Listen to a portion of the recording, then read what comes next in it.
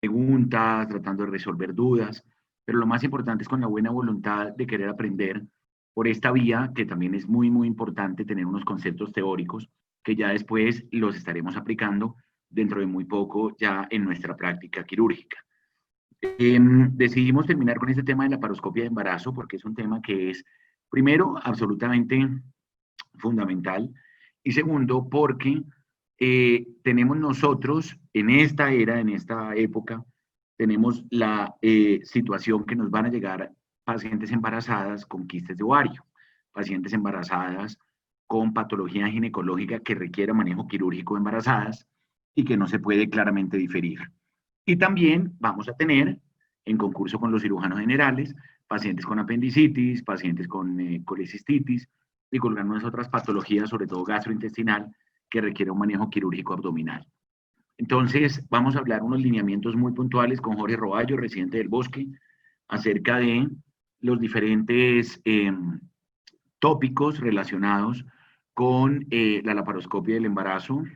Hasta hace no tantos años se consideraba de hecho que era contraindicado y que eso tenía unos efectos tóxicos sobre el feto. Ahora nos va a mostrar también algunos estudios animales en el que, donde empezó esto, donde empezó todo esto, que fue realmente en ovejas, donde se hicieron todas las primeras investigaciones y nos demuestra por qué es un procedimiento mucho más seguro hacerlo por la paroscopia que hacerlo lógicamente por vía abierta. Habrá que seguir también unos lineamientos que ya los hemos venido aprendiendo, cuáles son las recomendaciones puntuales de cuidado para manejar en esto. El sábado vamos a hacer una pausa académica, no pausa de nuestras actividades de encontrarnos por esta vía. Catalina Báez va a hacer una exposición grandiosa acerca de la vida y obra de Van Gogh. Entonces, los quiero invitar a todos, qué rico, un tema que no sea académico, un tema que nos refresque un poquito, más siendo sábado, mitad de puente. Creo que ninguno de los que estamos aquí va a viajar a ese puente. Entonces, pues la idea es que hagamos esa revisión y ella nos va a hablar sobre muchos detalles muy, muy interesantes de la vida de este gran artista. Y el martes, entonces, vamos a retomar ya los temas, pero enfocados hacia histeroscopia. Entonces vamos a tocar también algunos tópicos importantes. Vamos a arrancar, lógicamente, como hicimos en la paroscopia, desde lo básico, desde lo mínimo para las personas que están apenas entrando en este tema. Y nos vamos a ir adentrando poco a poco en patologías manejadas por histeroscopia, con situaciones especiales que tenemos que manejar por histeroscopia. Entonces, ahí también vamos a tener un buen número de seminarios respecto a esto.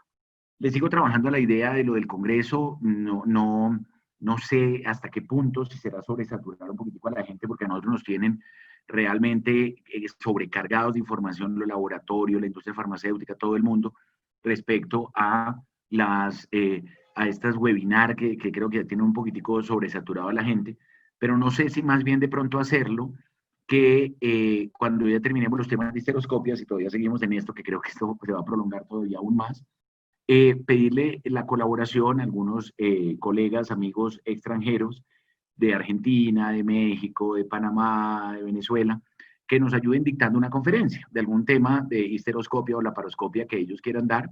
Con eso nos refuerza la actividad de lo del seminario que hemos dado y también intercambiamos experiencias con otras personas. Y ahí también tenemos un buen número de invitados, más que sobrecargar a la gente todo el día con un congreso. Por eso sigo pensando en esa idea o no. Se reciben todas las ideas, mucha suerte a Jorge y ya haremos unas palabras durante la presentación. Gracias, doctor. Buenos días a todos. Mi nombre es Jorge Roballo. Yo soy residente de ginecología y obstetricia de la Universidad del Bosque.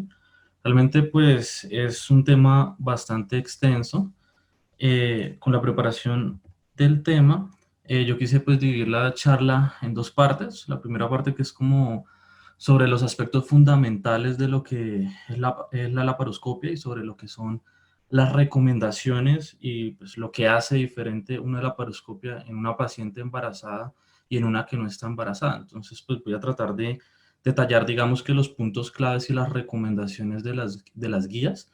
Y la segunda parte, que ya pues tendría que ver más con las patologías en especial, pues lo que es la apendicitis, la colecistitis, masas anexiales, las torsiones y terminar con cerclaje y con técnicas de esterilización pues que nos hacían falta también en los seminarios. Entonces, para comenzar, vamos a tener que aproximadamente una de cada 500 a 635 mujeres necesitarán una cirugía no obstétrica durante la gestación. La atención de la paciente quirúrgica embarazada necesita un abordaje multidisciplinario en relación pues con el cuidado que tiene que ver con la parte de, sobre todo de anestesia, en algunos casos de unidades de cuidado intensivo neonatal en el caso de que se requiera. La laparoscopia en el embarazo pues básicamente va a tener las mismas indicaciones que en una paciente que no está embarazada, ¿sí? Y hay una relación grande de la laparoscopia que va a permitir una recuperación más fácil, con menos dolor en el posoperatorio, un retorno más temprano de la función intestinal y una estancia hospitalaria más corta. Con respecto a los riesgos con intervenciones no obstétricas, hay una fuerte pues, relación en general, tanto por la paroscopia como por la parotomía, en relación con riesgos para amenaza de parto pretérmino y para muerte fetal, ¿sí? Ese riesgo pues, va a ser modificable y pues, la laparoscopia es una de las cosas que va a hacer que pueda disminuir por lo menos lo que son tasas de parto pretérmino. Con respecto pues a las adaptaciones fisiológicas y anatómicas, pues lógicamente que en el embarazo pues, van a haber unas adaptaciones y unos cambios fisiológicos a nivel cardiovascular y al nivel pulmonar, que hacen también que la laparoscopia se convierta en un reto, pues cuando la comparamos con una paciente que no está embarazada.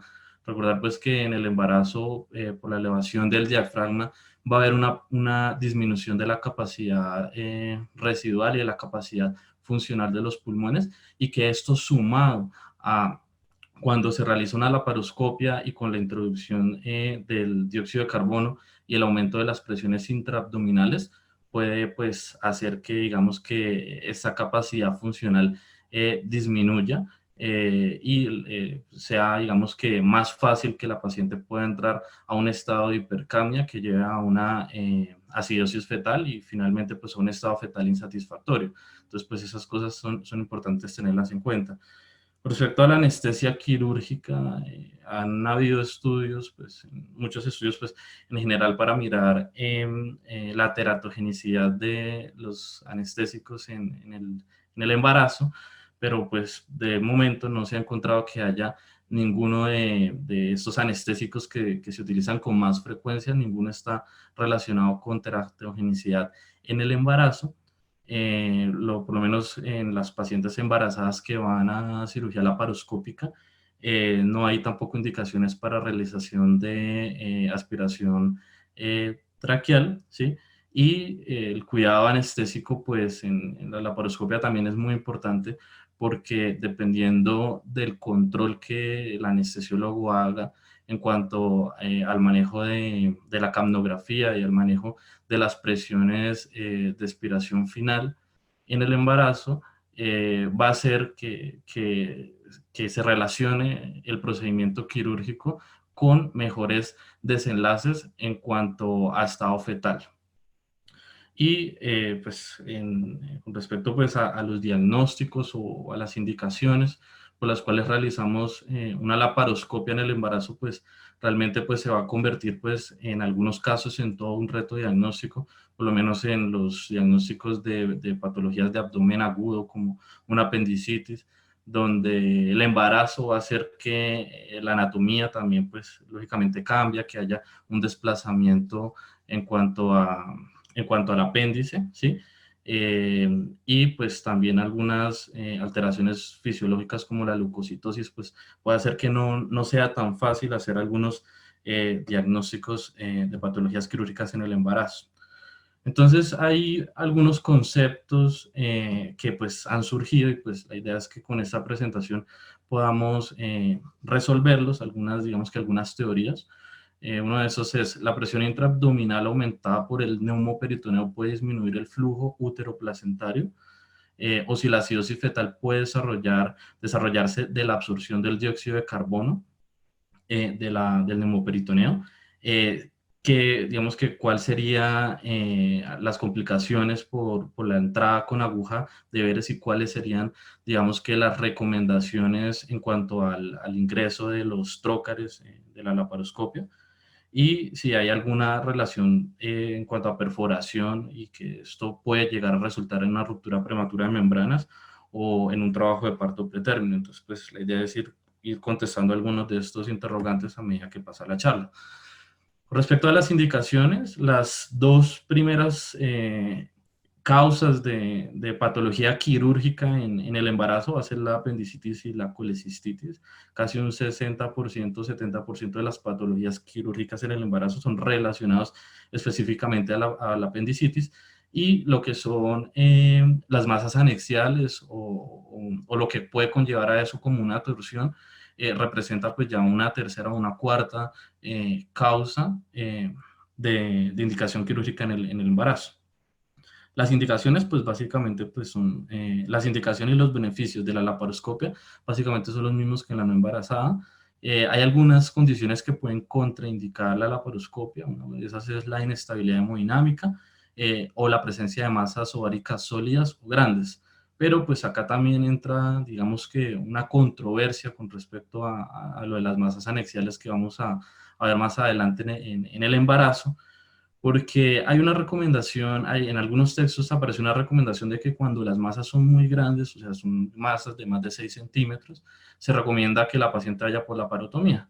Pero, como lo vamos a ver más adelante, también hay otras indicaciones que dicen que si la masa no alcanza a medir más de 6 centímetros, sobre todo cuando son quistes funcionales o quistes benignos, cuando son menos de 6 centímetros, pues no se recomienda operar al paciente, sino que podría llegar a diferirse. Entonces, pues ahí entra uno a la controversia. Sin embargo, en esta parte pues, de masas anexiales vamos a encontrar que el promedio en tamaño son de 7 a 8 centímetros de las masas que se operan, que son pues las masas que básicamente van a entrar en torsiones anexiales, ¿sí? Y pues la laparotomía pues también se va a preferir cuando hay, digamos que algún factor de riesgo o alguna cosa pues que nos puede indicar que la paciente cursa con un síndrome adherencial. Estas son algunos otros procedimientos quirúrgicos que se han realizado en el embarazo, no precisamente con la laparoscopia, pero sí también hay descripción de casos de que se han realizado. Entonces, cuando pues, hice la búsqueda bibliográfica, en los textos, pues lo que más referían eran las recomendaciones de la Sociedad Americana de Cirugía Endoscópica y Gastrointestinal. Esas son unas guías del 2017, hacen unas indicaciones puntuales y pues a medida que vaya pues progresando la charla, donde encuentren este logo es porque es una indicación de esta sociedad. Entonces, para hablar de seguridad de la laparoscopia en el embarazo, las guías SAGES van a recomendar o van a decir que la laparoscopia diagnóstica es segura y eficaz cuando se utiliza selectivamente en el diagnóstico y tratamiento de procesos abdominales agudos durante la gestación. O sea, se puede usar. La laparoscopia puede realizarse de forma segura en cualquier trimestre. ¿Sí? Ya también vamos a ver algunos estudios que comparan algunos procedimientos quirúrgicos tanto en un embarazo temprano como un embarazo tardío. Los resultados adversos, pues infelizmente dentro de lo que se pudo encontrar en la literatura cuando hablamos de apendicectomías y de colecistectomías sobre todo, ha habido una relación de pérdida fetal pues aumentada con la laparoscopia con relación a la laparotomía. La gestacional pues puede dificultar las técnicas, pues sobre todo las técnicas de entrada en embarazos pues mayores a 20 semanas donde el fondo uterino pues está superior al ombligo, pues hay que idear unas nuevas técnicas de entrada que pues ya las vamos a hablar para evitar la lesión uterina. La ausencia de un manipulador uterino pues también puede limitar el campo quirúrgico y esto puede hacer pues que lleve digamos que la laparoscopia a un riesgo mayor de que hayan lesiones a este nivel. Lo mismo entonces lo que decía, entonces acá el aumento del útero que puede estar relacionado con lesiones, con lesiones. Sin embargo, con respecto a la laparotomía, podemos encontrar que puede haber una menor manipulación uterina cuando se realiza la laparoscopia, y esa menor manipulación uterina puede llevar a que haya menos actividad uterina o menos estimulación y que termine en menos índices de parto pretérmino. Entonces, ese estudio, que es un poco, realmente es un estudio de los años 90, lo quise traer porque en todos los textos, cuando se habla de seguridad de la laparoscopia en el embarazo, siempre es el primer estudio al que hacen referencia. Es un estudio sueco. Ellos tomaron los registros de entre 1973 y 1993 de 2.015.000 nacimientos, y entre todos ellos miraron las pacientes que durante el embarazo las habían llevado a algún procedimiento quirúrgico. Entonces ahí lo dividieron en 2.181 que tuvieron laparoscopias y 1.522 que se fueron para la laparotomía. Fue un estudio pues bastante homogéneo, no hubo diferencias en cuanto, en cuanto a estos puntos. Y en cuanto a los desenlaces como tal obstétricos, tampoco hubo una diferencia estadísticamente significativa. Entonces, pues no encontraron que la laparoscopia con respecto a la laparotomía hubiesen mayor pérdidas fetales, o estuviesen relacionados con bajo peso al nacer o con parto pretérmino, ¿sí? Fue como de los primeros estudios que habló sobre seguridad, ¿sí? En este metaanálisis que aparece pues ya sobre el año 2017, si no estoy mal, en este metaanálisis que también hacían una comparación con la laparoscopia versus la laparotomía, pacientes que habían ido específicamente a apendicitis, sí pudieron encontrar un riesgo aumentado en la laparoscopia para pérdida fetal. Entonces encontraron un riesgo relativo de 1.91 que tiene pues que es bastante relevante y es estadísticamente significativo. Sin embargo, con respecto a infecciones, con respecto a la duración de la cirugía e incluso con respecto al APGAR, pues no hubo ninguna relación, ni siquiera con parto pretérmino.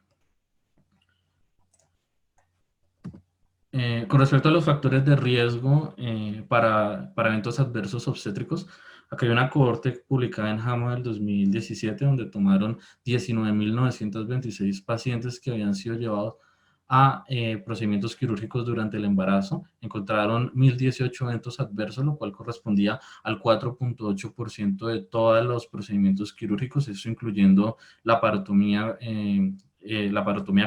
como la paroscopia, en pacientes que iban específicamente para apendicectomía y para colecistectomía. Entonces, los eventos adversos que más los relacionaron fue uno, pues la pérdida fetal temprana, pues los abortos que fueron relacionados en un 25%, el parto pretérmino en un 35% y el trabajo de parto pretérmino en un 26%.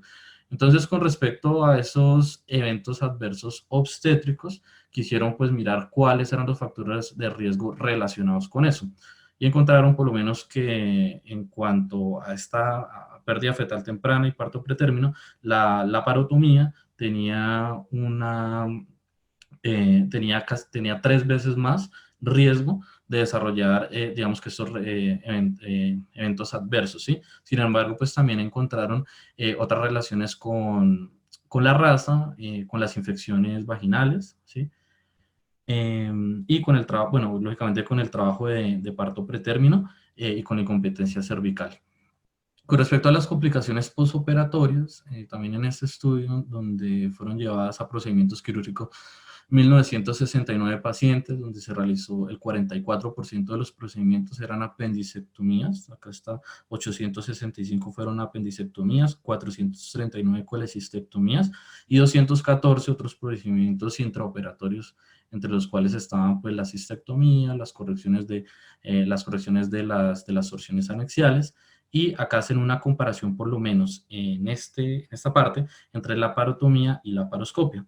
Lógicamente que había más pacientes que habían sido llevadas a la parotomía que a la paroscopia, pero las diferencias en cuanto a morbilidad, por lo menos en la parte respiratoria, en la parte infecciosa, y en cuanto a tasas de recurrencia o de volver a ingresar al hospital, había una diferencia muy grande. Por ejemplo, acá en En la laparotomía encontraron con respecto a la morbilidad respiratoria 13 casos, en la laparoscopia no había ninguno, en las infecciones habían 15 casos, en la laparoscopia no había sino uno, y alcanzaron a encontrar hasta 75 casos con eventos adversos en cuanto a las pacientes que iban a laparotomía, con respecto a solo 7 casos en la laparoscopia. Con respecto a las técnicas de entrada, entonces, pues la idea pues no es entrar acá mucho en detalle porque ya hubo una charla sobre esto. Recordar que hay métodos de entrada cerrados y métodos de entrada abierta, que los métodos de entrada cerrada se pueden hacer por aguja de Veres. La aguja de Veres que va a tener un obturador de resorte, pues que es lo que va a proporcionar, digamos que... Eso ya lo revisamos en los seminarios anteriores, no entremos tan en detalle, cosas que ya se han visto, para que Ah, bueno, avancemos un poquito y más entremos ya en las cosas puntuales de la laparoscopia en embarazo. bueno. Bueno, entonces con respecto a la laparoscopia, pues con respecto a la técnica de entrada, pues vamos a encontrar que no existen diferencias relevantes en cuanto a las complicaciones entre los diferentes abordajes. No se ha determinado el límite de edad gestacional para el cual el abordaje laparoscópico puede realizarse de manera segura, o sea que se puede realizar en cualquiera de los trimestres. Entonces, la indicación como tal de Salles que nos da es que la entrada laparoscópica puede realizarse por cualquier técnica siempre que la localización de la entrada se adapte al útero grávido. Entonces, ¿qué quiere decir eso? Que cuando la paciente, que dependiendo de la edad gestacional, ¿sí? Dentro de los 3 métodos que más se recomiendan, que son uno, pues la técnica abierta de Hasson, que es la técnica abierta pues a través del ombligo, hay una recomendación que dice que en cuanto el útero pues vaya aumentando de tamaño, debe realizarse esa incisión 6 centímetros por encima del fondo uterino para la colocación del primer trócar o del trócar óptico. Digamos que otro posible absceso puede ser el punto de Palmer. El punto de Palmer es este que está acá, que se va a ubicar 3 centímetros por debajo de la línea costal con línea medio clavicular izquierda, ¿sí? Este es un punto de referencia en caso de que se quiera entrar con aguja de Veres. O la otra opción es entrar de forma directa con un trocar óptico, ¿sí?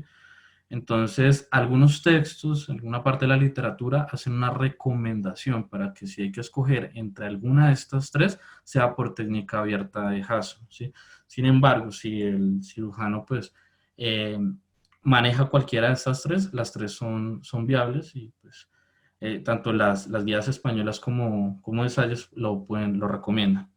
Correcto. Ahí es importante entrar a ver que la lógica le daría a uno pensar que la técnica abierta es como la técnica lógica para entrar, porque dice, bueno, si yo le pongo una aguja de Veres o le pongo una entrada, por ejemplo, sin neumo previo con un trocar directo, pues la posibilidad de lesión del útero es muy alta.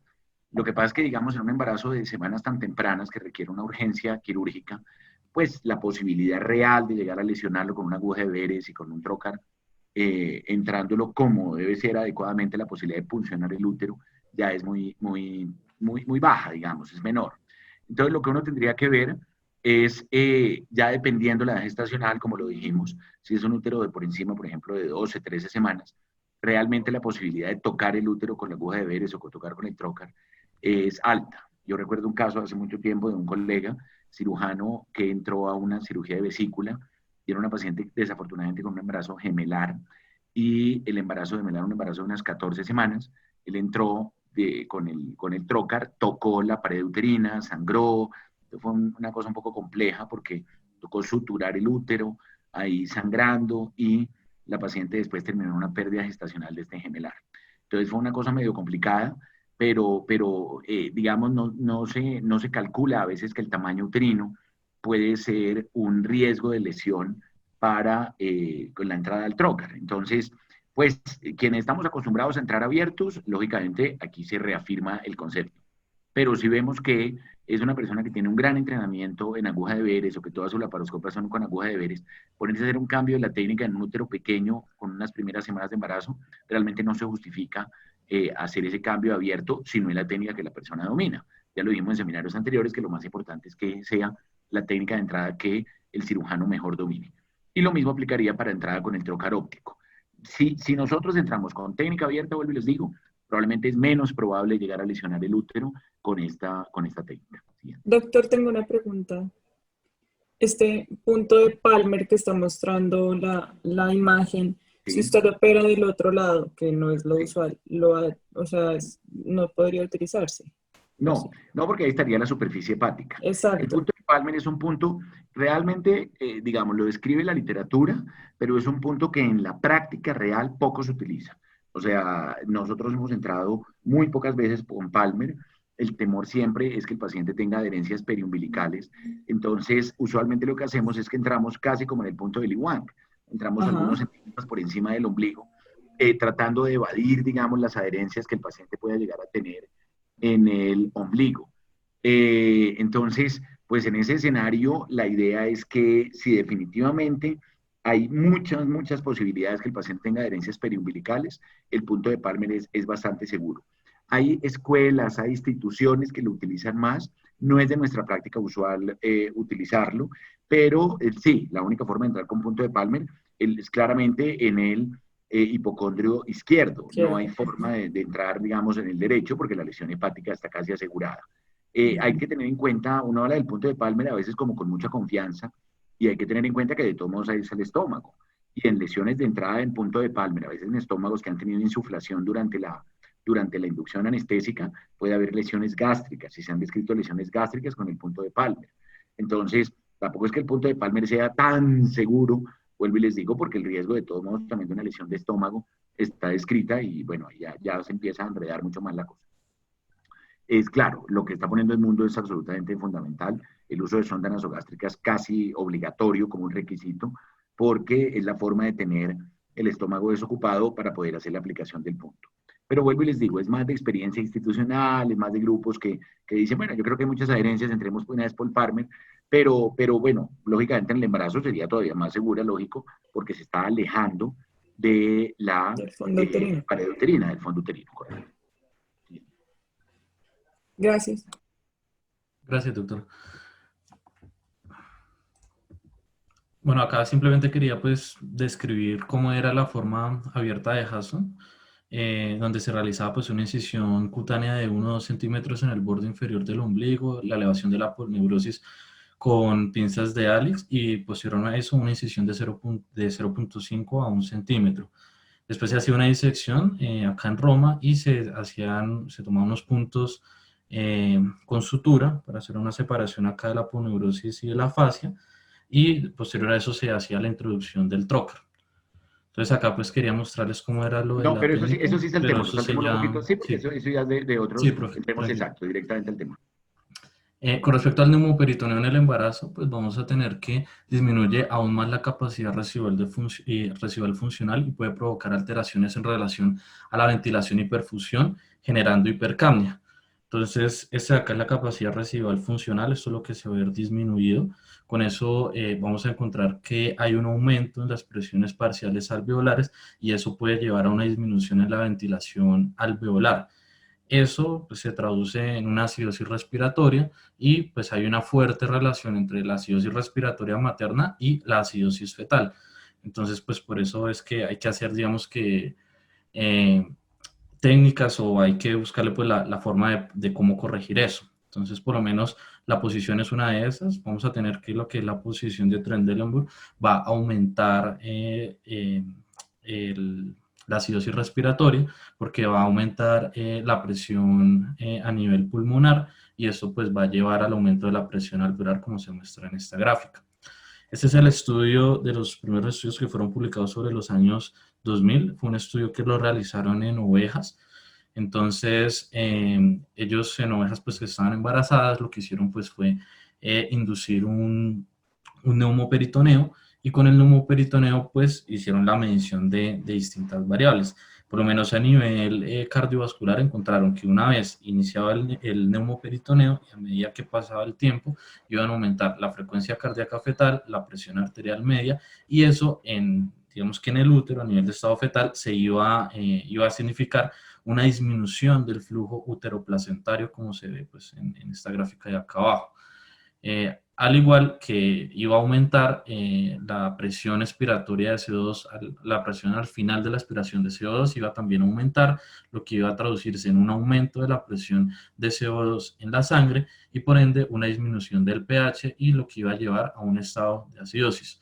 Lógicamente que esto era modificable de acuerdo a los gradientes o a la cantidad de presión que hubiese en la cavidad peritoneal. Pues a menor presión intraperitoneal, pues lógicamente que todas estas consecuencias se iban a disminuir, como ya lo vamos a ver en otro estudio.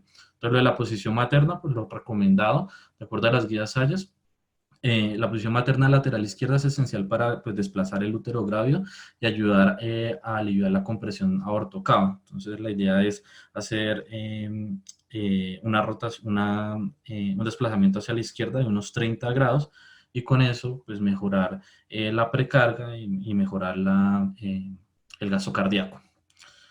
Entonces, con respecto a la presión intraabdominal, la recomendación, y que lo dicen todas las guías, es utilizar presiones que no excedan los 15 milímetros de mercurio.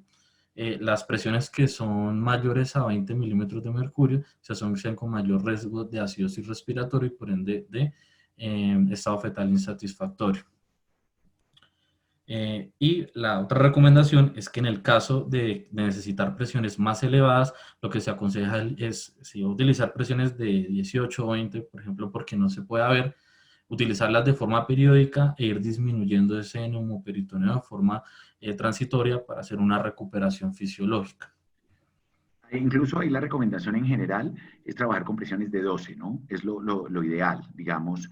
A veces lo que usted dice, el visual puede no ser tan favorable, pero de todos modos, como la recomendación en general es lo mismo que estamos trabajando ahora con esta laparoscopia de urgencias en esta situación que estamos viviendo, de tratar de no manejar presiones por encima de 12 milímetros de mercurio en el transoperatorio. Y si en algún momento lo permite, trabajar con 10, que sería lo ideal. Okay, gracias.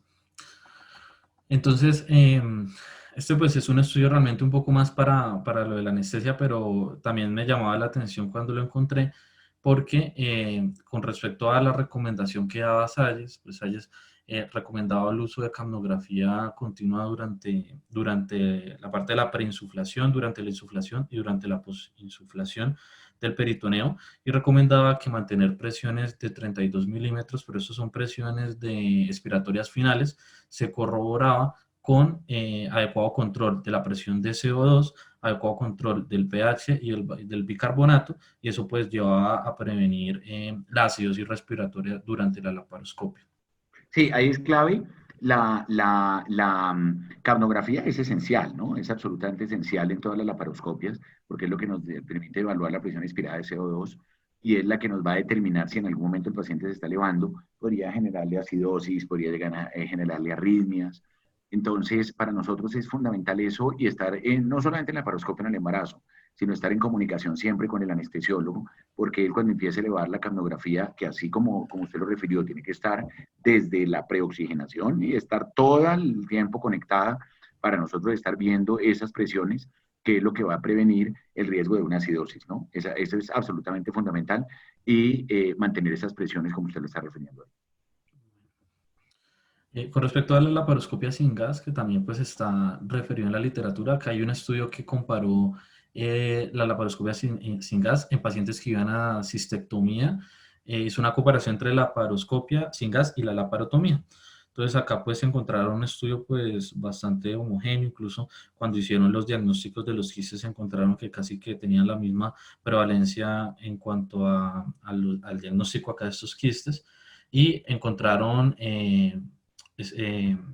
resultados estadísticamente significativos en cuanto por lo menos a la cantidad de analgésico. Vemos que la laparoscopia sin gas va a necesitar menos analgésicos. El uso de agentes tocolíticos por inducción de trabajo de parto pretérmino también fue mucho menor en la laparoscopia sin gas. Y el periodo de estancia hospitalaria también. Lo único pues fue que cuando miraron pues la escala análoga visual, pues encontraron que se veía más por la laparotomía, pero pues es apenas obvio, pero en cuanto a los dos resultados, fueron resultados muy satisfactorios. Entonces, pues acá en esta imagen está pues cómo se hacía la técnica. Acá pues tienen un elemento pues que va a hacer una suspensión o va a elevar la pared abdominal para mejorar la visualización. Y también mencionaban pues el uso de este tipo de retractores, ¿sí? Para ubicar por lo menos la lesión y poder pues operarla, sacar el quiste. Ahí vale la pena hacer un poquitico de énfasis porque los que se lograron conectar a la conferencia que dictaron, que dieron, escúchenme la repetición, que dictaron la Sociedad Argentina de Cirugía Laparoscópica el martes, se habló en algún momento de la laparoscopia gasless. La laparoscopia gasless fue una idea de unos alemanes hace varios años. Después la retomaron los japoneses y ustedes encuentran literatura alemana y literatura japonesa respecto a esta técnica, porque en algún momento se habló que el riesgo de la utilización del CO2, entonces se decía que la toxicidad del CO2 y el riesgo de embolía aérea, entonces inventaron ese aparato un poco desagradable visualmente, porque esto se llama un retractor, ese retractor es una cosa que va conectada como con una cadena, y eso va conectado a la mesa quirúrgica, y eso lo que hace es que tracciona la pared y se ponen como unos trócares, fíjense, similares a los de la paroscopia, y por eso se llama así, la paroscopia sin gas. El visual es absolutamente limitado. Quienes promocionaban estos artículos desafortunadamente tenían un fin comercial porque ellos lo que hacían era que ellos vendían esos aparatos, entonces trataron de enfocarlo más hacia ese lado y se montaron un poquito en la película que el gas era malo y que el gas era perjudicial y que entonces era mejor hacer la paroscopia levantando la pared y esto. Entonces en algún momento en la conferencia del martes de los argentinos se habló si era bueno volver otra vez a la laparoscopia sin gas por el riesgo de la aerosolización. Es tan limitado el visual, es tan pocos sitios, casi ninguno, yo ni siquiera los conozco personalmente, estos retractor, entonces esto realmente no es útil. Lo que sí es bueno es el Alexis, que ustedes lo han visto utilizar, que esto es una estructura que se introduce dentro del abdomen y permite poder extraer tejidos grandes a través de un puerto un poco mayor que una laparoscopia. Le da uno como un visual un poquitico mejor estos retractores, estos elementos del Alexis, pero no está mal, digamos, no está mal que hablemos de esta laparoscopia gasless, porque lo que les digo, a uno de pronto le llama la atención cuando ve un artículo de estos, o cuando este aparato no lo entiende muy bien esa cadena, cómo es que jala, pero es eso, pero yo creo que este no es el momento otra vez para volver ni en nuestra práctica, ni retomar nuevamente este tipo de técnicas, y al contrario, entonces el riesgo es terminar lesionándole a un paciente otra cosa por uno no estar viendo bien. Pero sí estuvo muy bien que la citara Jorge porque lo que les digo es algo que está descrito, que uno lo ve eventualmente en algún congreso, y de pronto si no está familiarizado con que esta técnica existe, pues no va a entender muy bien cómo es que funciona. Gracias, Doc. Con respecto al manejo tocolítico, los tocolíticos no deben usarse de forma profiláctica en pacientes que vayan a la laparoscopia. Deben ser utilizados solamente si hay una indicación obstétrica. Recordemos que están contraindicados después de semana 34 y antes de semana 34 solo en los casos de que la paciente requiera maduración pulmonar fetal. Sin embargo, pues hay que tener en cuenta que la manipulación, como ya lo dije, la manipulación del útero en algunos casos de los pacientes que van a procedimientos quirúrgicos puede llevar a aumentar un índice en el parto pretérmino. Con respecto a la profilaxis antitrombótica, la profilaxis recomendada es con compresión neumática intra y posoperatoria y la deambulación. No hay como tal dentro de las guías alguna recomendación con heparinas de bajo peso molecular y solamente en las guías CHEST fue donde pude encontrar que que hay alguna indicación para profilaxis antitrombótica cuando los procedimientos quirúrgicos duran más de 45 minutos. Sin embargo, pues es bastante controvertido y la recomendación final es con estos sistemas de compresión neumática. Con respecto a la analgesia, la recomendación es utilizar acetaminofén. Los opioides también pueden ser utilizados como segunda línea y los AINES no deben ser utilizados después de semana 32 por el riesgo del cierre prematuro del ductus arterioso. Con respecto a la monitorización fetal, la SAIES recomienda monitorizar la frecuencia cardíaca fetal únicamente antes y después del procedimiento. En el 2011 aparecen también estas recomendaciones del Colegio Americano Ellos refieren que pacientes en embarazo pues no se deben retrasar ni negada la cirugía indicada independiente del trimestre, que las cirugías selectivas deben ser postergadas. Hay algunos casos, bueno, algunas guías también recomendaban que en el caso de una cirugía no ser urgente, debe realizarse a comienzos del segundo trimestre, porque es como el punto intermedio donde disminuye tanto el riesgo para pérdida fetal temprana como para parto pretérmino y como para lesiones del útero. Se debe realizar todo procedimiento que se haga en el embarazo, pues se debe realizar en una institución que cuente con una unidad de cuidado neonatal. Debe estar disponible siempre un obstetra en caso de que se requiera cesárea, o sea, el hecho de que esté embarazada y se vaya a hacer una apendicectomía, tiene que haber un obstetra presente o disponibilidad en la institución. Y también tiene que haber un personal que sepa identificar los diferentes patrones de frecuencia cardíaca fetal, pues para detectar si la paciente está haciendo un estado fetal insatisfactorio. Este estudio es para comparar lo que fue la laparoscopia en el embarazo dependiendo del trimestre. Entonces, el grupo 1 era el primer trimestre y el grupo 2 el tercer trimestre. Entonces acá se hicieron, pues con respecto a los diagnósticos de esos pacientes que fueron a la laparotomía, encontraron que en el grupo 1, o sea, en primer trimestre, es mucho más frecuente encontrar patologías como torsiones anexiales, ¿sí? En comparación pues con los otros trimestres. Y con respecto a los resultados materno-fetales, fíjense que no hubo ninguna diferencia estadísticamente significativa en cuanto a resultados si comparamos realizarla en primer trimestre o en tercer trimestre. Con respecto a la laparoscopia y el apéndice, recordar que el apéndice es la patología Digo ahí, clínica. Jorge, un segundo. Bien. Pon las dos anteriores. Yo creo que ahí se resume en parte, ¿Esto? yo creo que ahí se resume en parte, yo creo que el mensaje más importante central de esta charla. Uno, claramente las cirugías debe ser lo que haya que operar, por ejemplo, un quiste de ovario que ya esté muy sintomático, una paciente con una neoplasia de ovario, debe hacerse en el segundo trimestre. O sea, entre menos intervención se haga en el primero, ya tiene que ser una situación muy, muy, muy especial, tanto quirúrgica, de cirugía como ginecológica, que implique hacer algún tipo de procedimiento quirúrgico en primer trimestre. Algo que es importante también es, son dos puntos. El primero de ellos, estos consentimientos informados sí que tienen que estar absolutamente claros, sobre todo en relación a lo que usted habló de esos artículos que se publicaron hace varios años. El primero de ellos es que en algún momento nosotros tenemos que poner el consentimiento informado el riesgo de la anestesia, el riesgo de la cirugía, como un riesgo de pérdida fetal. O sea, el paciente y la familia y el consentimiento deben tener clarísimamente expuestos que lo ideal era no tener que hacer esa cirugía, que la situación nos obliga a hacerla, que no hay forma de poderla postergar, bien sea lo que les digo, tanto por el lado de cirugía general como por el lado nuestro, pero el lado nuestro podría ser un poquito más en discusión, porque creo que un apéndice o una vesícula no hay lugar a discusión.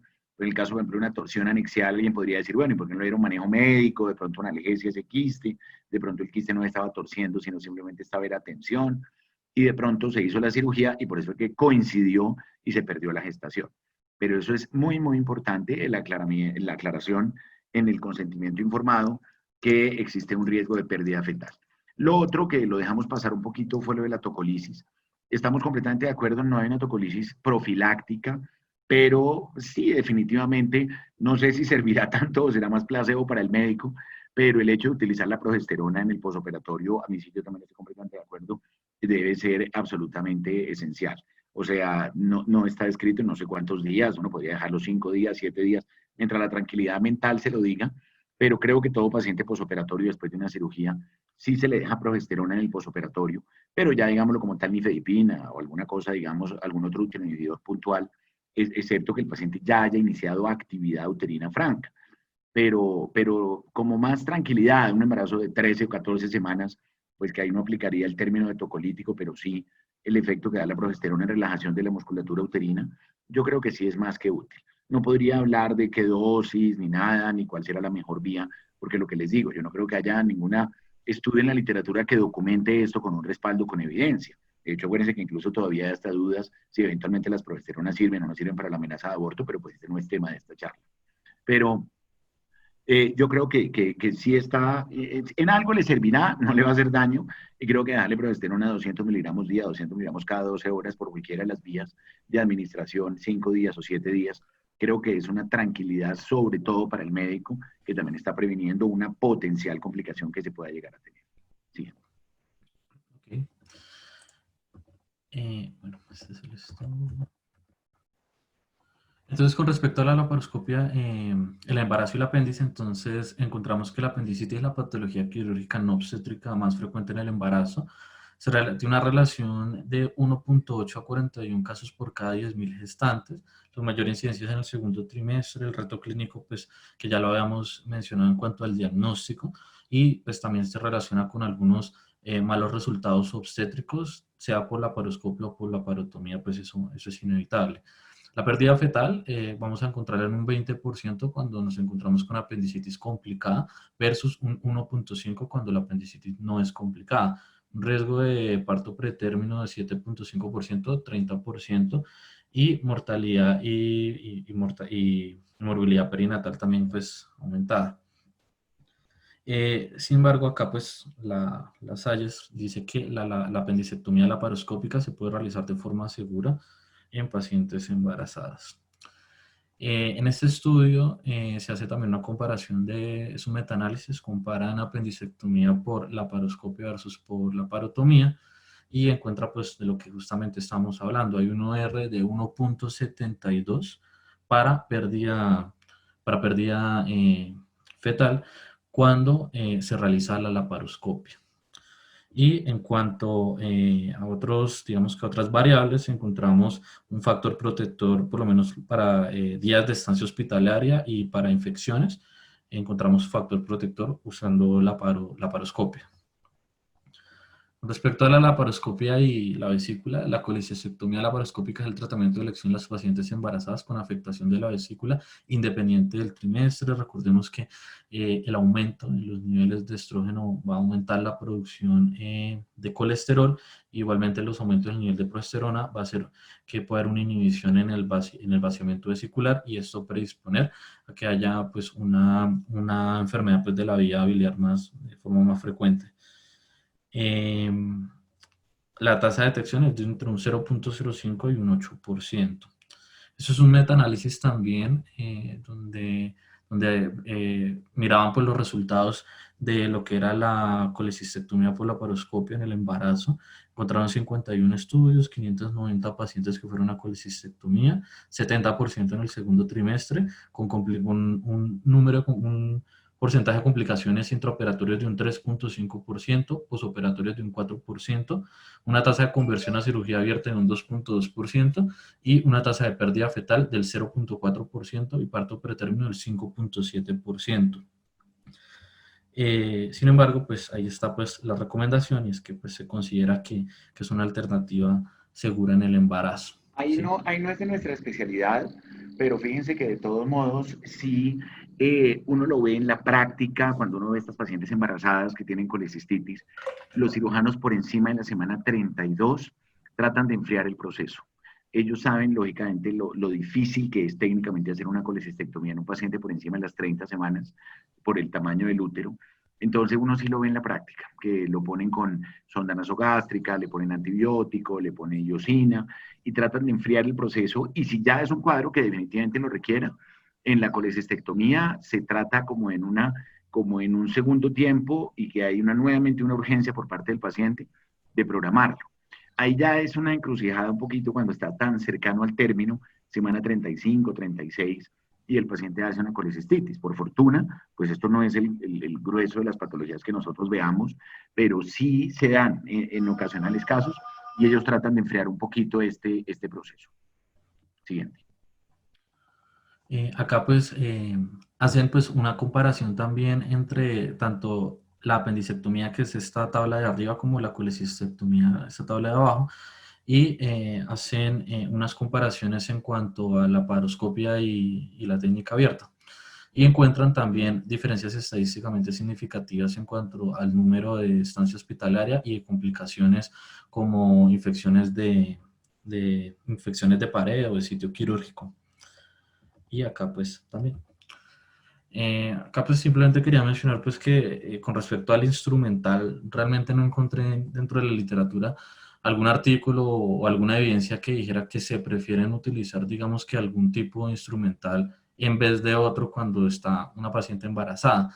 Lo único que sí pude encontrar es en cuanto a la parte de esterilización quirúrgica, que la esterilización quirúrgica se prefiere con instrumentos bipolares que con monopolares, y que con monopolares puede llevar a más lesiones en cuanto a los anexos, pero el resto, por lo menos en lo que es indicaciones de cirugía no obstétrica en el embarazo, pues no hubo ninguna recomendación. Estas son pues los principales instrumentos. Sí, específicamente que haya algo de, como que se utiliza algo, no, tratarlo de siempre, tratar de utilizar las energías lo más bajo posible para evitar lo de la difusión térmica, sí, la posibilidad de utilizar, por ejemplo, o energía ultrasónica o bipolares avanzados, mejor. Pero no, que haya alguna recomendación puntual de algún tipo de instrumental especial para utilizar en el embarazo, como tal, no. Respecto a las masas anexiales y el embarazo, rápidamente pues, las tasas de detección en el embarazo es del 1%. Se considera la laparoscopia un tratamiento seguro y eficaz en las pacientes con masas anexiales. Las pacientes que van a requerir intervención quirúrgica con esta patología va de 1 en 81 a 1 por cada 2.500 nacidos vivos. La extracción quirúrgica electiva se recomienda en masas que midan más de 6 centímetros y que persistan durante el segundo trimestre. Y la observación pues, es aceptable para todas las demás lesiones anexiales quísticas, siempre que la ecografía no haga sospechar de que haya malignidad y los marcadores tumorales sean normales. Estas son pues... Ojo ahí con una situación especial, Jorge, pongamos la anterior, porque recordemos que el CA-125 es una de las situaciones en las cuales se puede elevar con el embarazo, y ahí no aplicaría la gonadotrofina coriónica como marcador tumoral. Entonces, ojo, porque de pronto ahí podríamos tener a veces un poquitico de sesgo en el diagnóstico, porque si lo vamos a pedir por CA-125 va a salir elevado por el embarazo, y si vamos a pedir una gonadotrofina coriónica, pues lógicamente va a salir por las nubes. Ahí pesa más es la clínica del paciente, pero sobre todo el criterio ecográfico y, si se hace necesario, idealmente la resonancia, ¿no? Para evaluar un poquitico la masa anexial, aunque con una ecografía puede ser más que suficiente para nosotros tratar de determinar, por ejemplo, un componente sólido, tratar de determinar alguna indicación en la cual no podamos seguirle dando manejo conservador observacional, sino que definitivamente tengamos que estar obligados a llevarla a cirugía. Pasa, por ejemplo, con los quistes del cuerpo lúteo. A veces ustedes ven unos quistes del cuerpo lúteo de 10 centímetros en el semana 8 y uno se angustia o ya de entrada le está diciendo al paciente, mira, eso vamos a terminar operándote, tienes un quiste muy grande. Y se han descrito resolución espontánea después de la semana 12 de quistes incluso hasta de 11 centímetros.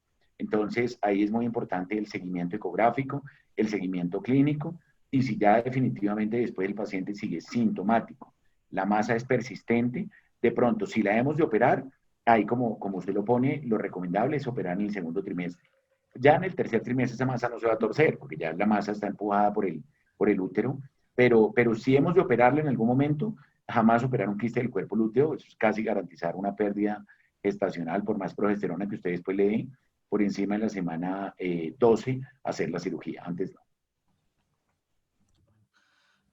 Estas son, en cuanto a masas anexiales, digamos que los diagnósticos que pueden ser encontrados, esos son, por lo menos los que aparecen acá, son los que son directamente relacionados con el embarazo, que solo, digamos que solo aparecen en el embarazo, pero pues lógicamente que todos este tipo de diagnósticos también pueden encontrarse en el embarazo. Esos son los que más se encuentran, el quiste de cuerpo lúteo, el quiste dermoide y el quiste funcional. Y con respecto a la patología maligna y el embarazo, vamos a encontrar que hasta del 1 al 5% de las masas anexiales del embarazo van a ser patología maligna, y de predominio vamos a encontrar los tumores de células germinales.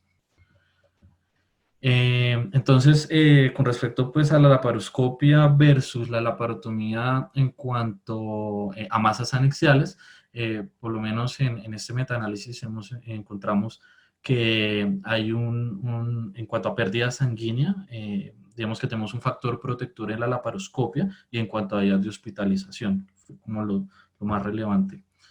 Y acá cuando miramos específicamente el manejo de los quistes de ovario, el manejo de los quistes de ovario y hacemos pues una comparación entre la laparoscopia y la laparotomía,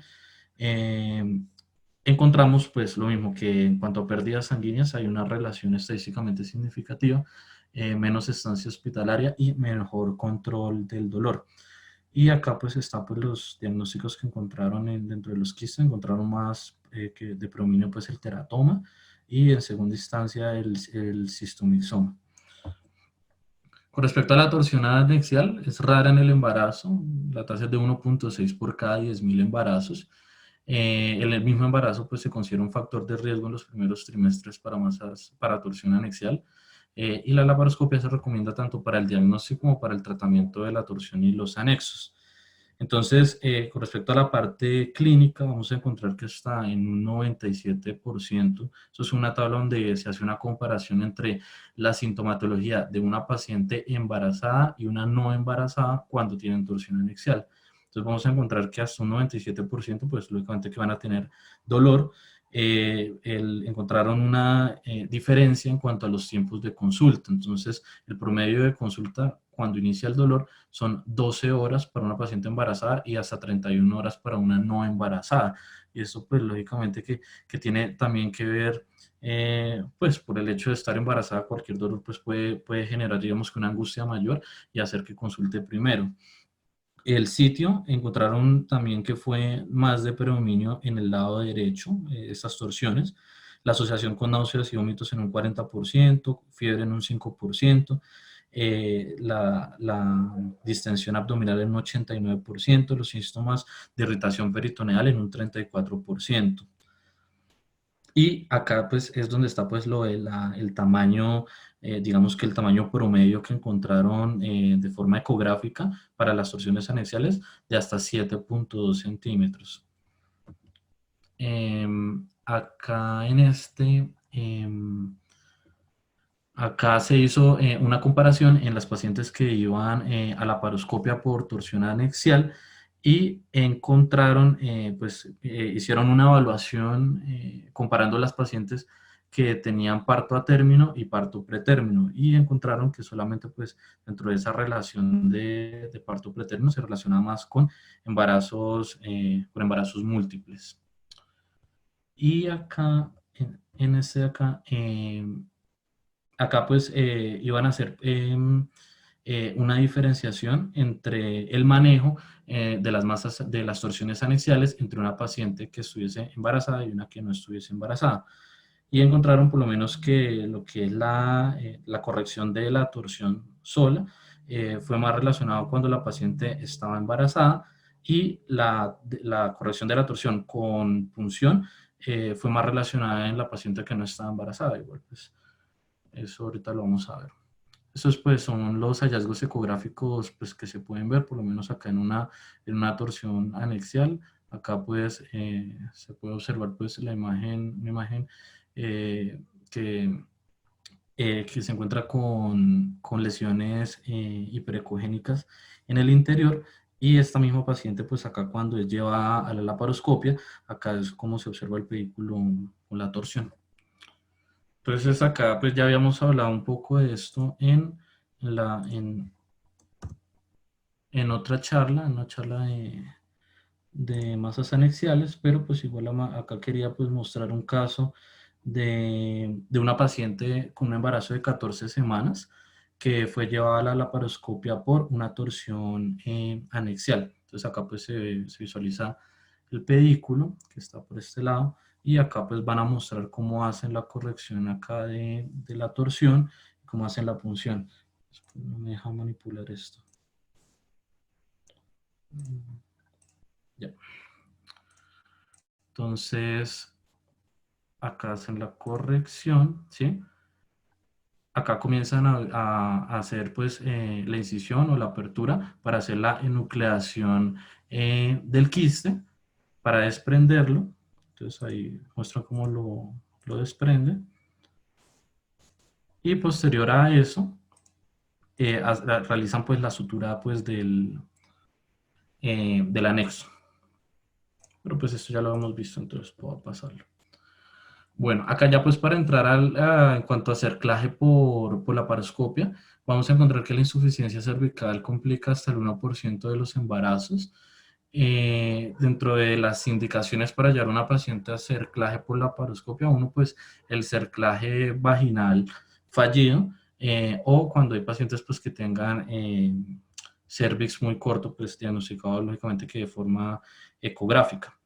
Entonces, en cuanto al procedimiento, bueno, vamos a encontrar que es el tratamiento de elección para insuficiencia cervical refractaria, permite la colocación de las cintas a nivel del OSI. Las tasas de pérdida fetal y parto pretérmino son menores en comparación con hacerlo por vía abierta. También se puede hacer un cerclaje por vía abierta. Incrementa las tasas de supervivencia neonatal en comparación con el cerclaje vaginal repetido. Entonces acá, pues, en esta secuencia, pues, muestra cómo se hace primero una incisión a nivel del pliegue uteroísmico. Acá está en esta imagen, en esta segunda imagen, se visualiza el fondo de Douglas y se visualiza, digamos que una parte de la aguja de la cinta. Entonces, la cinta va a tener por cada extremo una aguja para hacer una perforación desde la parte posterior hacia la parte anterior. Después de eso, la anudación acá de la cinta y posterior el cierre del peritoneo. Digamos que como la parte no beneficiosa, pues sería que requiere de parto por cesárea al final de la gestación y ahí aumenta la morbilidad por el riesgo de sangrado de vasos uterinos. Entonces esta imagen me pareció pues interesante porque muestra, digamos, que la relación con las estructuras anatómicas para el paso de la cinta. Entonces la recomendación es que sea posterior lógicamente a los ligamentos cardinales y uterosacros, pero con una relación medial a los vasos uterinos y una relación lateral con el estroma cervical, y que la punción sea desde posterior hacia anterior en los dos, digamos que en los dos puntos. Por eso la cinta va a tener dos agujas, ¿sí? Entonces, este sería el procedimiento, ¿sí? Acá entonces, inicialmente pues se va a hacer la incisión a nivel del pliegue anterior, pues, teniendo cuidado pues con no ir a lesionar estructuras como la vejiga. Acá en el plano posterior se van a hacer la identificación pues de las estructuras anatómicas, ¿sí? Para poder pasar por encima de los ligamentos uterosacros la aguja, ¿sí? Entonces va a pasar por este punto y de forma, acá por este mismo, de forma inmediatamente lateral el otro punto. Entonces acá está haciendo la penetración de la primera aguja, ¿sí?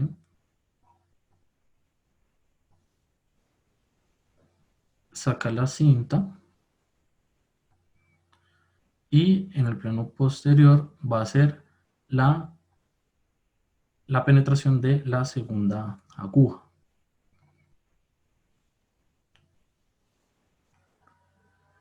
Ahí saca la aguja.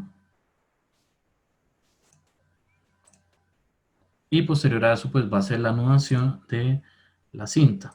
Entonces ahí anuda la cinta, ¿sí? Para pues, coger todo lo del orificio cervical interno. Después de eso, con una sutura, va a coger un extremo, lo coge pues a la parte final de la cinta y ahí pues va a hacer un cierre del peritoneo. Y lógicamente pues esta paciente tiene que ir para cesárea para poder retirar ese material después. Y ahí hace finalmente el cierre del peritoneo, ¿sí? Correcto. Uno tiene dos tiempos para hacer el cerclaje por laparoscopia. El primero de ellos es en la paciente no embarazada, en la cual la paciente ya tiene, digamos, un cuello ya con una lesión, digamos, como por ejemplo que la paciente haya tenido una traquelectomía, que la paciente haya tenido una amputación del cuello por una situación, por ejemplo, oncológica, en la cual ahí es prácticamente casi inexistente ese cuello. Entonces, se hacen dos posibilidades. La primera posibilidad es hacerlo el cerclaje en la paciente por laparoscopia, pero la paciente no estando embarazada. Y la segunda posibilidad es como lo hacemos en el cerclaje convencional vaginal, que ya se hace en una mujer embarazada y se hace en semana 12 a semana 14. Ahí ya hay la limitación, lógicamente, del peso del útero para hacerlo por laparoscopia, que fueron de los primeros que hablaron de cerclaje por laparoscopia, el doctor Leroy Charles, que es un doctor que trabaja en la Florida, ya dejó de operar hasta hace un tiempo, pero él fue una de las personas que más experiencia tenía en el cerclaje laparoscópico. El cerclaje, fíjense que tiene unas indicaciones muy puntuales, y miren que en la práctica nuestra no son muchas las pacientes que se les hace un cerclaje por vía vaginal convencionalmente. Ustedes ven que de vez en cuando en la institución, todas las donde ustedes trabajan, de vez en cuando se hacen cerclajes, pero esto no es una cirugía de todos los días ni de todas las semanas, es una cirugía que se ve ocasionalmente. La primera indicación claramente de hacer el cerclaje es por vía vaginal, y no hay series de pacientes muy grandes que muestran el beneficio de hacerlo por vía laparoscópica a hacerlo por vía vaginal. Aplicaría, por ejemplo, para la paciente que ya se le hizo un cerclaje vaginal, fue fallido, como lo estaba usted poniendo en la presentación, o pacientes que definitivamente tienen un cuello muy corto y se haría ese cerclaje por esta vía. Aquí en Bogotá, en Colombia, quien tiene más experiencia de esto es Byron Cardoso en la Fundación Santa Fe. Él lleva un número de casos, de pronto no muy grande, pero sí un número de casos, es la persona que más experiencia tiene y con resultados perinatales buenos. Si ustedes lo ven, no es una técnica tan compleja, es una técnica en la cual simplemente desde la disección peritoneal, pasar las agujas teniendo cuidado de no lesionar la uterina, porque además aquí el riesgo es si es una paciente con útero grávido, 12, 13 semanas, y ustedes toman manipulando esa aguja, que es una cinta realmente, fíjense que no es una sutura, sino ese servicet, corresponde más a una cinta, y hacer, digamos, la anudada, pues es tan sencillo como hacer un cerclaje vaginal o tan complejo como hacer un cerclaje que ya se intentó hacer vaginal y no se pudo. Vuelvo y les digo, es una técnica descrita, no es una técnica que nosotros la hagamos con frecuencia, ni mucho menos, porque no hay como el grupo de pacientes que se den para que su primera alternativa no se haga por vía vaginal. Y ya es una paciente, por ejemplo, que ha tenido 1 o 2 cerclajes fallidos, antecedente de traquelectomía. Pero sí, definitivamente, fíjense aquí como lo está mostrando, la anudada y todo es muy similar a lo que se haría en una anudada por vía vaginal.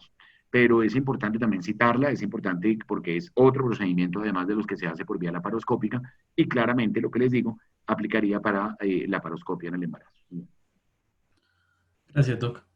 Acá en este segundo video es de una paciente con un útero didelfo. Entonces, pues acá pues se ve en esta imagen la presencia de los dos cervix.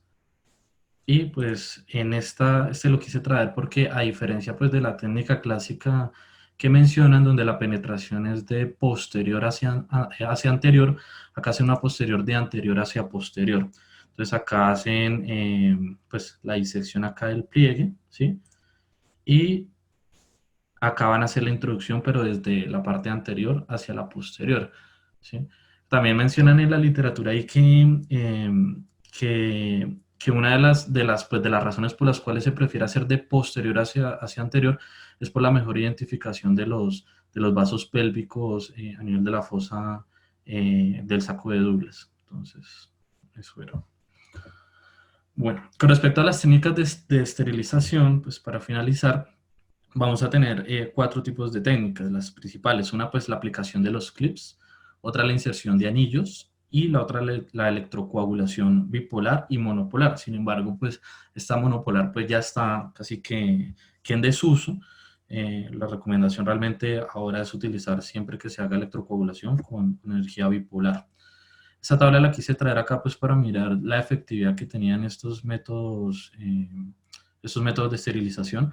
Por lo menos acá cuando hablamos de los clips, que son clips de Filchi, hay 2 tipos de clips. Uno que es el de Filchi y otro que es de resorte. Los que más se utilizan son los de Filchi. Estos van a tener una incidencia por cada 1000 pacientes de 4. y el uso de bandas de silicona de 3 por cada 1000, lo cual pues se relaciona pues, bastante bien con los métodos que son reversibles, pero que también son de acción larga, como la colocación de dispositivos con levonorgestrel, que van a tener una tasa de 2 y 1.4 por cada 1000.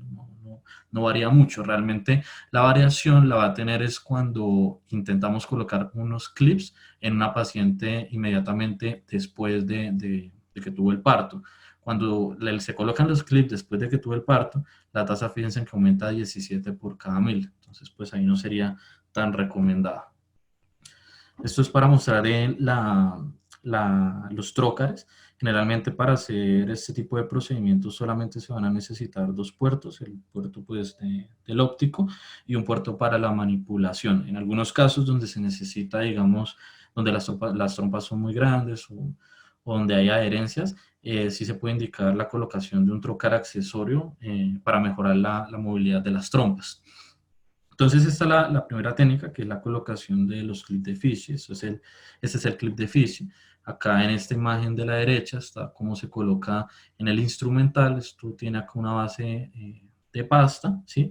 Y acá se engancha directamente con el instrumental. Esta es la técnica en el clip. Cuando ingresa y cuando se visualiza la trompa, tiene que en la parte de abajo del clip debe suspender el mesosalpinx para poder lograr un adecuado cierre del clip. Y ese clip pues en algunas ocasiones pues cuando hace la necrosis y la fibrosis pues se puede caer. Entonces acá, perdón, acá es donde está el video. Acá está el video de la colocación. Entonces esto es como un sello de seguridad, se retira, acá se coloca el clip en el instrumental, acá se introduce por el trocar y, creo que lo adelanté mucho. Bueno, ahí se visualiza, entonces se visualiza bien las estructuras, se visualiza la trompa, el ligamento redondo del ovario, y cuando se visualiza correctamente la estructura, se introduce el clip, se hace presión, y ahí queda colocado. Lo mismo, entonces se va uno a la parte lateral, acá, al otro lado, y hace la colocación del clip.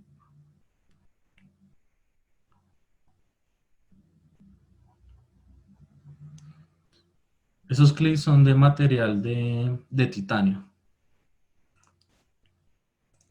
Doc, no sé si quiera complementar ahí algo. Sí, si existe un lugar que se tenga experiencia en las técnicas de esterilización definitiva es Colombia. O sea, Colombia lidera en el... Es para que ustedes se hagan una idea, Profamilia es la segunda institución en el mundo con más, digamos, penetración de programas de planificación familiar. Entonces, en todos los programas que existen, las clínicas de planificación familiar en el mundo. Entonces, ellos, digamos, empezaron a hacer esa técnica desde hace casi los años 70. Empezaron utilizando inicialmente energía, después empezaron a utilizar las que todos conocemos, que se llamaban las bandas de Jung, que las bandas de Jung era un aparato que se introducía, fueron como los primeros monopuertos, que eran los que se introducían a través del ombligo, y se identificaba la trompa uterina bajo visión directa. Claramente todo esto se hacía y se sigue haciendo sin videolaparoscopia. Esto es la laparoscopia directa, como le hacía Kursem hace 40 años, porque es la única manera de poder hacer por costos y por tiempo estos programas de planificación definitiva. Entonces, se utilizaron los anillos de Jung. Habían otras técnicas que eran los clips de Hulka, los anillos de Filchi. Son varias técnicas mecánicas cuyo único objetivo era ocluir la trompa uterina. Básicamente, estos clips desaparecieron por varias razones. Las fábricas dejaron de producirlos, los costos en algún momento superaban lo que se esperaba y algunos de ellos se soltaban. O sea, ustedes ven ahí muy bien puestico el clip, pero se soltaba. Y si se soltaba el clip, pues gravísimo, porque precisamente el paciente se había hecho una ligadura de trompas, pues para no tener más hijos, y si fallaba el método de planificación, pues eso desvirtuaba la técnica. Por lo tanto, desde hace varios años ya se pasaron a energía. Entonces se utilizan energía bipolar bajo visión directa, casi como en una técnica, como si fuéramos a decir, de monopuerto. y se hace la coagulación, y se hace el corte en la mitad. Ellos no hacen resección segmentaria de una porción de la trompa, no, hacen la coagulada y se hace el corte. No se hace, digamos, como resección de un segmento para patología, no. Y los resultados son muy buenos. Digamos, aquí en Colombia se hacen más o menos 35, 40 ligaduras en Bogotá diarias en una institución, como les digo, como Profamilia, y eso súmele todos los otros Profamilias del país que también manejan este tipo de programas.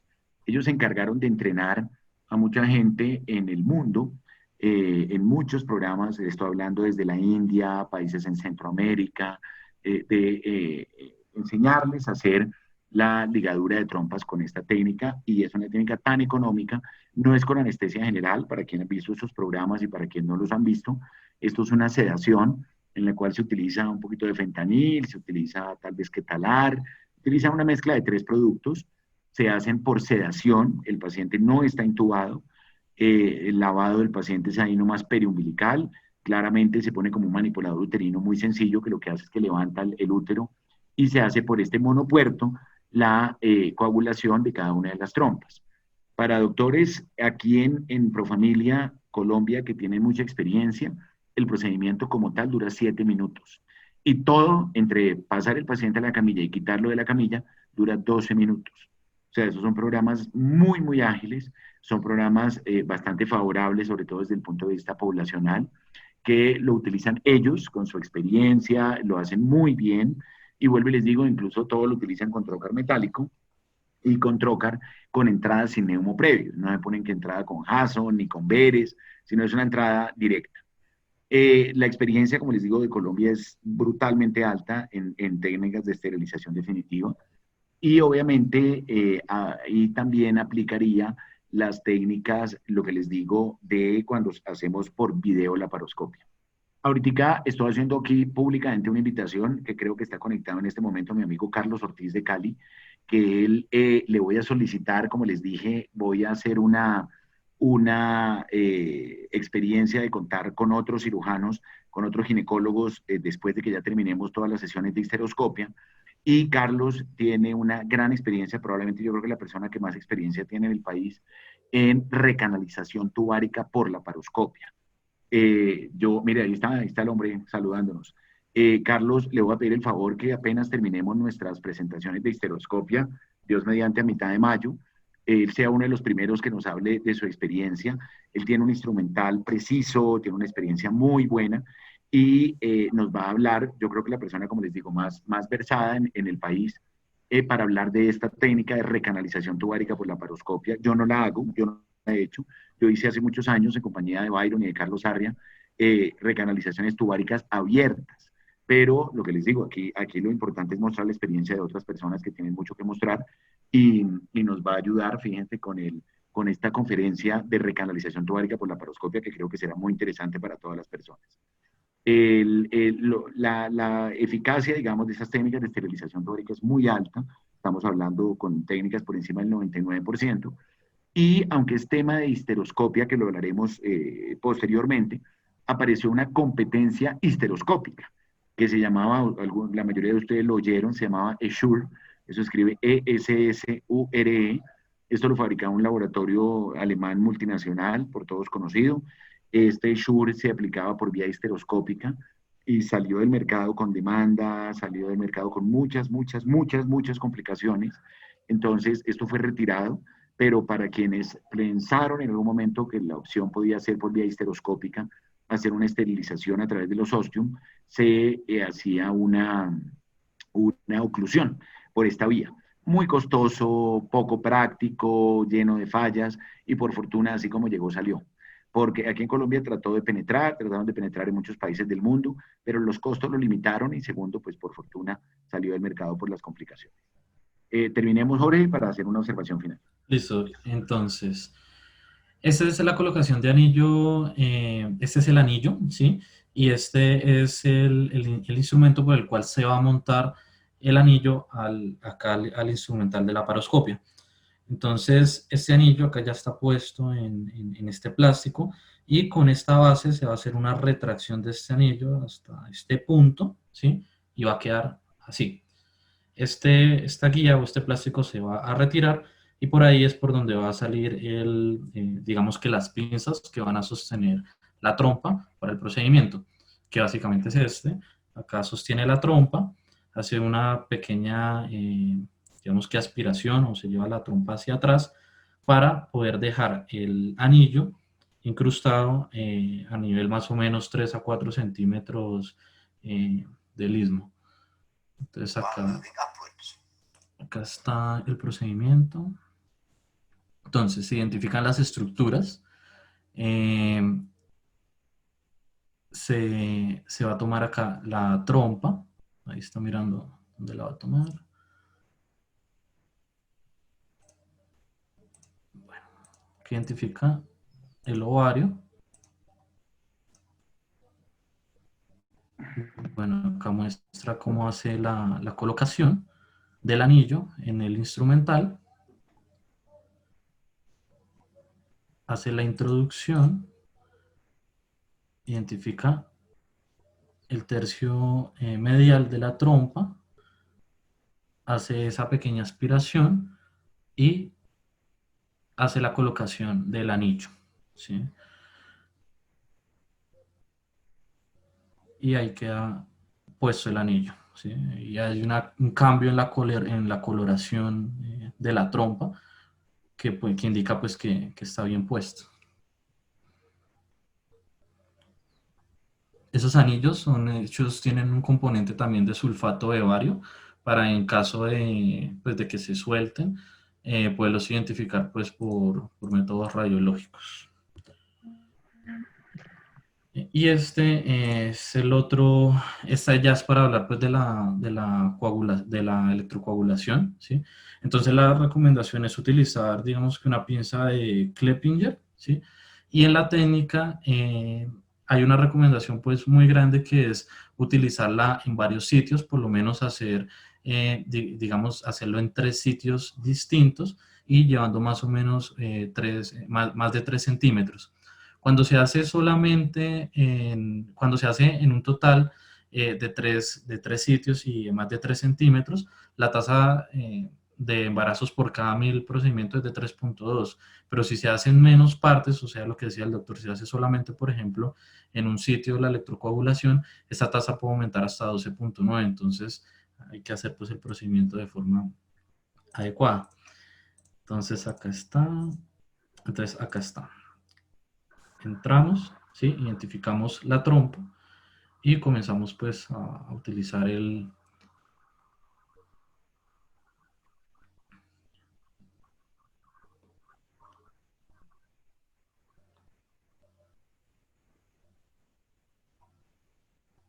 este caso pues sí está utilizando una pinza accesoria para poder tener bien la trompa. Y ahí fíjense que lo hace en diferentes, lo hace a nivel de todo el segmento. Lo hace varias veces y hace un corte con la tijera.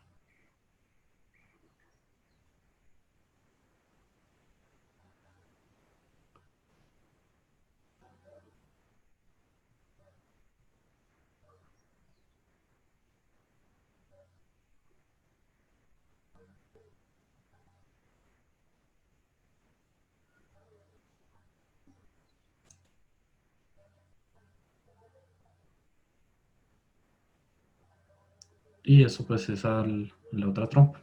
Entonces, el mismo procedimiento. Hacemos un poquito ahí, Jorge. Listo. Bueno, Bueno, dale. Bueno, y pues para terminar pues las conclusiones pues de toda la charla, bueno, inicialmente pues si se plantea una intervención laparoscópica pues debe ser basada en las guías Sayes. La laparoscopia se puede realizar en cualquier trimestre, se recomienda pues que sea en el segundo trimestre. Las indicaciones y beneficios van a ser iguales en la embarazada que en la no embarazada. La inestabilidad hemodinámica pues va a contraindicar la laparoscopia. Deben operarse idealmente pues las masas que midan más de 6 centímetros. Los dispositivos que se deben utilizar como profilaxis antitrombótica deben ser la compresión neumática y la deambulación precoz. No hay evidencia de soporte del uso de los tocolíticos. Dentro de la posición materna, pues debe hacerse la rotación de 30 grados. Se recomienda la entrada de trocar a través de la técnica abierta de Hasson o pues utilizarlo del punto de Palmer, que ya lo hablamos. Se recomienda la descompresión gástrica por sonda orogástrica para disminuir riesgo de lesión gástrica, también lo mencionó el doctor. Los niveles de presión en la capnografía y pues siempre contar pues, con un obstetro, con un personal de experiencia que pueda analizar la frecuencia cardíaca fetal para determinar pues, si la paciente está en estado fetal insatisfactorio. Correcto. Ahí valdría la pena poner pon la anterior un momentico, Ore. Siempre por recomendación, más que de lo que decimos de la frecuencia cardíaca fetal, idealmente es hacer una ecografía en el posoperatorio, ¿no? De pronto no en el momento ahí de recién salido en recuperación o alguna cosa, no. Parece que una ecografía, digamos, al otro día son pacientes que idealmente no se deberían manejar ambulatorias, se deberían dejar por lo menos 1 o 2 días en la clínica para mirar que no vayan a sangrar, que no van a tener una hemorragia. También más por tranquilidad del médico y del paciente, más que esto vaya a cambiar algo. Pero por lo menos lo que les digo, estamos haciendo una cirugía que no se debería hacer en las condiciones ideales. Ya es porque nos toca operarla. O sea, entendemos que nadie quiere operar a una paciente embarazada y que si nos toca operarla, pues ya nos toca operarla. Entonces, eso es importante, como le repito, aclararle bien al paciente, el consentimiento informado, explicarle que estamos haciendo un procedimiento de todos modos bajo una situación de riesgo, que obviamente el principal riesgo que tememos es la pérdida fetal, que no hay ninguna evidencia, digamos, lo que el CO2 pueda llegar a ser tóxico, o los anestésicos, cosas que de todos modos le pasan a la gente por la cabeza y sucede esta situación. Lo otro, vale la pena como aclarar cuando nosotros hacemos la paroscopia en un embarazo ectópico, que sorpresivamente entramos y no era ectópico, y es una gestación intrauterina. También es muy importante tranquilizar al paciente, porque a veces podría generar un poquito de ansiedad. El paciente le diga a uno, doctor, y esa anestesia no me pusieron, bueno, no era ectópico, usted me está diciendo que es un intrauterino, pero de todos modos me preocupa que esa anestesia que me pusieron al bebé le vaya a pasar algo. Cosas que le pasan por la mente a la gente. Entonces, vale la pena siempre tranquilizarlos, explicarles, decirles, mire, no va a suceder nada, es la misma anestesia que se le pone al paciente cuando hay que operarlo de un apéndice, pero explicarle claramente que así sepamos nosotros que todos los estudios muestran que hay una tranquilidad durante la gestación, pues que idealmente no deberíamos estar operando a una paciente en gestación. Vale la pena resaltar lo que usted puso ahí dentro de las conclusiones anteriores, que se debe operar iniciando el segundo trimestre. No puede quedarnos el mensaje que la cirugía se haga en cualquier trimestre, pero pues obviamente si hay que hacer una apendicectomía, una vesícula o alguna cosa, lógicamente también lo determina eso. Y lo del tamaño de la tumoración, también estoy de acuerdo, Abate, hay que hacer estos son pacientes para junta médica, estos son pacientes para evaluarlo con el oncólogo, con el de medicina perinatal, con el ginecólogo de la paroscopia, y decir, bueno, vamos a operarla o mejor la dejamos en observación, cuáles son los beneficios de operarla, esta paciente podemos diferirla hasta el día de la cesárea y le hacemos la oforectomía. Estos no son pacientes en las cuales por consejo tomen ustedes las decisiones solos, sino más bien todo hagámoslo en junta en estas pacientes en la paroscopia en el embarazo y con eso nos quitamos un problemita de encima, sobre todo, vuelvo y les aclaro, en el caso de una pérdida gestacional o en el peor de los escenarios, eventualmente una malformación uterina. Acuérdense que los pacientes también, a veces es humano achacar culpas. Entonces podría decir, es que fue como operaron durante el embarazo, por eso fue que el bebé tuvo tal malformación. Yo creo que en esto la información debe ser precisa, debe ser clara.